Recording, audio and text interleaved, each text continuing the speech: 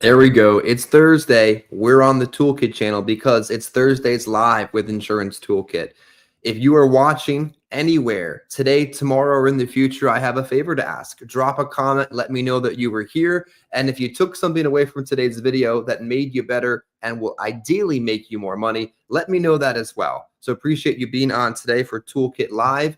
Wherever you're watching, whenever you're watching, drop a comment. Let me know that you're here, because today we're going to be covering some high-level sales tips, some high-level tricks, some high-level things that I do in the field to make more money. So appreciate you being on today. Let's get into it. High-level sales tips and tricks for final expense, sponsored by Insurance Toolkits. So the first and most important, maybe not the most important, but the first one I have on the list this morning is get into the rhythm of your day. If you are door knocking, dialing, taking transfers, whatever the activity is that you do, you got to get into the rhythm of it. The action of power dialing, single dialing, door knocking, whatever the method is that you're using to get in front of people, just get into it. I think it's important to remember as well the balance between seeking business and sitting on business, looking for an appointment and having the preset appointments that I've found, especially when it comes to face-to-face sales, that my appointment team, when I'm out in the field, and even maybe yourself or another appointment setter, can really only set about 38 to 40% of your fresh leads into appointments. That means you either have to buy a lot of leads to get enough appointments to write enough business, or you have to be willing to do something in addition to that to get in front of enough people. It's all a numbers game, right? That was a debate on social media recently. Is this business truly just a numbers game?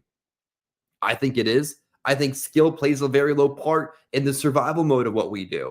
I think, yes, skill helps you make more money later down the road. But if you get in front of 50 people and I get in front of 5, you're going to write more business no matter what you sell, what your comp level is, or how good you are at it. So number one, remember, when it comes to the activity of selling, get into the rhythm of it. Recognize you're not going to have 20 appointments per week. You're going to have to do something more to pursue that business, and get okay with that. Next thing I have on the list this morning of high-level sales tips that I find to be beneficial to those of you out there is be willing to take your business to the next level. I've had agents say, well, why am I going to pay $39 a month for Insurance Toolkit? Well, geez, if you're going to worry about $39 a month for a software platform like this, you honestly have bigger problems in your business. I've had agents say in the past, I'm afraid to increase my weekly lead spend, either $780 a week on direct mail, $600, $700, $800 a week on digital marketing, whatever it is, they're afraid to take that next step up. I remember back in the day when I used to work religiously, simple 20 leads a week. And I thought to myself, if I spent a little bit more money and saw a few more people, wouldn't I make more money? Yes, absolutely, that would take place. It's true. You have to be willing to take your business to that very next level, be it leads, appointments, whatever it is, to be able to grow. It's not going to happen on its own, and it's going to require more of you for you to get there. Next high-level sales tip I have for you today is make sure that you are scheduling throughout the course of your week, or at worst, the course of your month, time for conservation and service work.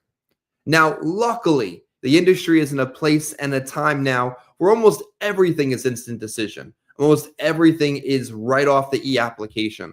Almost everything is really easy, honestly, to submit the business. You need to be able to take the time that you would have taken before, still today, and service and conserve business. What did I like to do when I was just me, myself, and I in the field 5 days a week is I'd like to get my goal out of the way in the first 3 days. That 5K a week, 3 days a week, get it done and get it out of the way. I'd had Thursdays where there's always something I had to do, couldn't be in the field, rather be with the kids, stuff like that. But I'd be back in the field on a Friday, back in the old days in the field as a producer, and I'd be doing service work. I'd be doing conservation work. I'd be doing policy delivery. I'd have a list of people to see and places to go, and I'd get out there. Now, is it as exciting as writing business? Absolutely not. But service and conservation work is what helps keep you from having average persistency to high persistency. That's super important, right? You want to have 90+% persistency in the field or on the phones. It's going to require follow-up work. So don't be afraid to set aside time after you've achieved your production goal for service and conservation work. Just because they canceled doesn't mean that they don't want insurance ever again or never again or not from you. Maybe it was a misunderstanding that you can simply correct. Maybe the policy fell off the books because you typed the account number in wrong. Oops. Maybe the policy was canceled because they didn't get it in the mail because you wrote the address down wrong. Stuff like that absolutely can happen. Maybe the policy NSF'd because you didn't use a true Social Security billing carrier and they got paid on Friday, but it wasn't drafted till Tuesday, but there wasn't money there. You get the point. Make an effort to service your business if having high persistency is important to you. What else I got for you today? They can't buy what you don't offer. Here's another one for you. High-level sales tip that is incredibly important to understand if you want to write a high-level amount of business is they can't buy what you don't offer. On our Monday and Friday demos, trainings that I do with Toolkit live on Google Meets, you can sign up using my calendar link. It's posted across social media. I talk about all the time, making sure that you're showing good, solid, average monthly premium. If you're showing a small amount of monthly premium, well, they're going to only be able to buy a small amount of monthly premium. Show them 50, 75, and 100. Heck, show them the biggest amount that they qualify for. They can't buy what you don't offer. Next on the list of things that I think would be beneficial to you for you to be able to write more business is to make sure that you recognize during the sales presentation that the sale isn't over just because they purchased one thing. The sale isn't really over. The presentation isn't really concluded until you've received a no and you know that you're done. Have you gathered a referral? Have you investigated cross-sale opportunities? Have you looked at ancillary products, grandchildren coverage, senior center opportunities in the building that you're in? Whatever it is to foster and pursue that past the initial sales opportunity. I mean, do you go shopping to the mall and only purchase one individual item and that's it? I mean, probably not. The sale isn't really over just because you've succeeded at selling the initial item. It isn't over until you've received a no, and then you know to maybe come back in 6 to 12 months for more business. Next high-level sales tip that I think would be greatly beneficial to share with you this morning is the inflection and tempo of your voice in telesales and the understanding in body language and face-to-face. You know those, right? I mean, this is not that high level. If this is something you've never heard before, then you should be receiving more mentoring and come on to more of our videos. We give it away for free. Telesales, tempo and inflection of your voice is so important. The people you talk to are, and oftentimes incredibly, hard of hearing. The people you talk to in many cases might be slow processors. The people that you talk to in some cases may need a little bit of time to understand what you're actually talking about. So take the time to be aware of your inflection and tempo in your voice when it comes to writing business. If you're watching now, drop a comment. Let me know where and when you're watching. And if you'd like me to cover any other topics on Thursdays, appreciate you being here today on Toolkit Live. Next, when it comes to high-level sales tips on face-to-face, be observant of the body language. Only 20% of what people are saying is vocal communication out of their mouth. 80% of what they're communicating to you is simply out of body language. Much of the communication that we communicate with has nothing to do with the words coming out of their mouth. Look at it another way. If you're looking for them to agree as to what you're talking about, are you using head nodding body language to assume that part of this conversation? If you're trying to communicate a no situation, do you want your insurance to expire before you do? No. Are you using that body language type gestures, or are you simply just boring? Like, record yourself. Do you want to listen to yourself? Maybe not, but do listen to yourself and then ask yourself after recording your presentation, would you buy from you?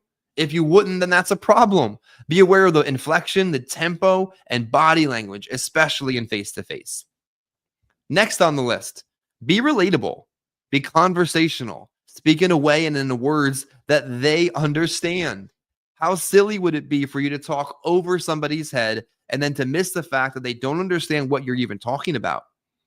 I think sometimes, especially new agents watching today, tomorrow, or in the future, you get so excited about having a license. You get so excited about the person you chose to work with and the IMO you chose to contract with. You get so excited about being contracted with whatever carrier gave you an agent number first. I remember it. It was Aetna.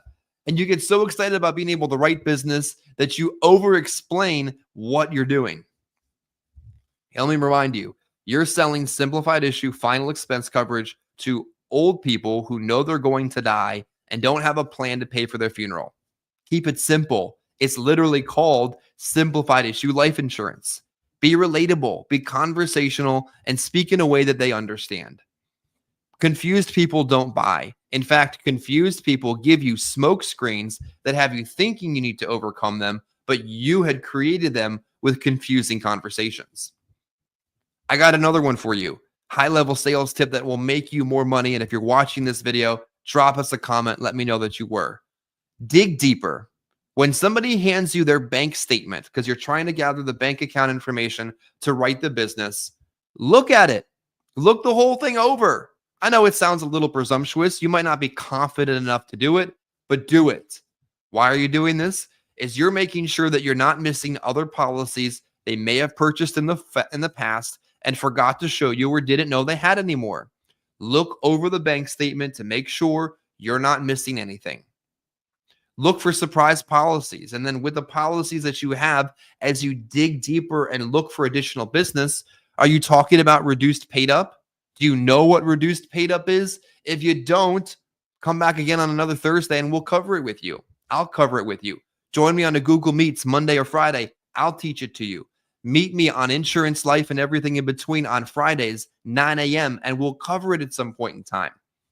Make sure that when you're digging deeper and writing business, you're at least planting some small flag in this home.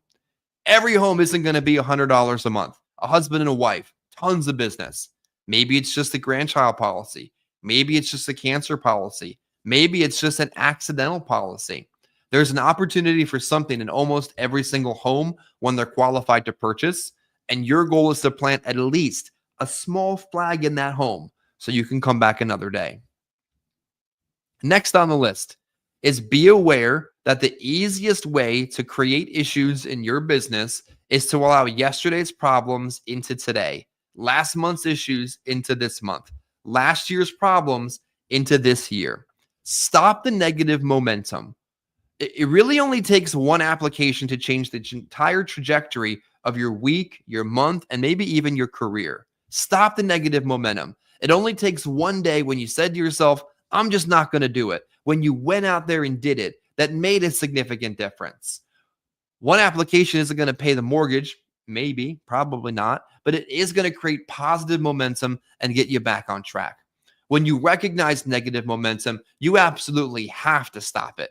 Have you ever watched a sports game, a playoff game, a football game, a baseball game, whatever sport is powerful to you that you love and that you cheer for? And you've seen it before, right? You've seen positive momentum take off. You've seen negative momentum slow people down. It's the same thing in sales. Make sure as well that when positive momentum is in your favor, when you're selling like you've never sold before, when everybody is buying and handing you policies that are easy to beat, that you make sure that you keep going. I see it all the time with people. That man, they get on a hot streak and they take a week off. They write 10K and they're gone the next week. They write 20,000 and they're nowhere to be found for 2 weeks. Use the positive momentum in your favor, because when things are going right, guess what ends up happening? Eventually it runs out. Eventually it dries up. And when you do hit a cold streak, do you want to hit a cold streak with a good amount of headwind, with a good amount of momentum, or do you want to hit a cold streak coming in cold? You tell me. So remember, use positive momentum in your favor. Stop negative momentum when it happens. Dig deeper in the home. When you're handed a bank statement, look it over and make sure you're not missing other policies. Utilize reduced paid up, single premium, and plant even the smallest flag in the home if necessary. Be relatable. Be conversational and speak words that they understand. Otherwise, you're going to confuse them. They're going to smoke screen you and you're going to walk away empty-handed. Be mindful of your telesales inflection and tempo. Be aware of the power of body language in person sales. And remember, they can't buy what you don't offer. Thanks for watching today on Toolkit Live. Drop me a comment when you've watched, what you want me to cover, and I'll be sure to cover it on a future Toolkit Live on Thursdays.